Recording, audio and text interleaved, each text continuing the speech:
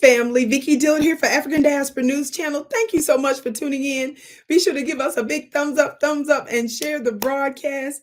Thank you so very much. Family, here in the United States of America, we have been dealing with an ongoing migrant crisis. And some have speculated that it's actually manufactured, it has been done intentionally.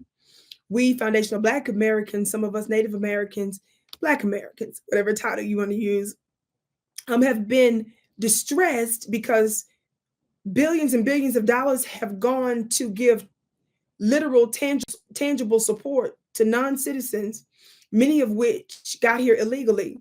But the United States of America still to this day refuses to pay those of us who are responsible for the actual literal creation, building, and sustaining of the United States of America. They refuse to give us reparations. Talk black to me, someone. Well, this piece came out not too long ago that says NGOs, which are non-governmental organizations, use American tax dollars to relocate migrants. Something very interesting it says here, just some little background. It says from the local to the state to the federal level, Americans are paying a hefty price for the humanitarian crisis at the southern border. And in a way, the federal government is able to hide the true cost of the border crisis from the public through NGOs. Majority of the migrants living in cities like New York or smaller towns across America do so with the help of non-governmental organizations, which I just mentioned, NGOs, organizations like charities or religiously affiliated non-profits, right? Well, what got me, family, here is when they started talking about how a Border Patrol over the past couple of years, Border Patrol holding stations have constantly been at overcapacity in dealing with the massive influx, right? So when this happened, they released processed migrants to NGOs to shelter, to feed, to coordinate travel for migrants to their final destinations, right? Well, I found this little bit of information interesting.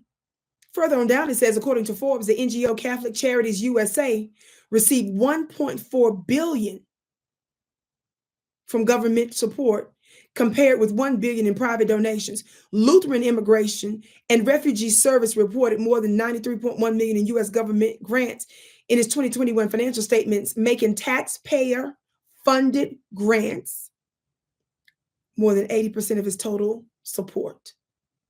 And that number would only climb as the Lutheran Immigration and Refugee Service, it says, would receive $182.6 million in grants in the fiscal year of 2022 from the Department of Health and Human Services. Another NGO, it says, the Church World Services reported more than $20.5 million in grant funds in its 2022 financial reporting, making it more than 40% of its assets coming from taxpayers, so much more. So people are saying, how can we justify all these millions and billions of dollars in non-governmental organizations for people, regardless of the reason, many of which have violated federal law to get here? But you are at the same time telling Black Americans we can't get reparations. We're going to continue to highlight this because America is playing right in our faces.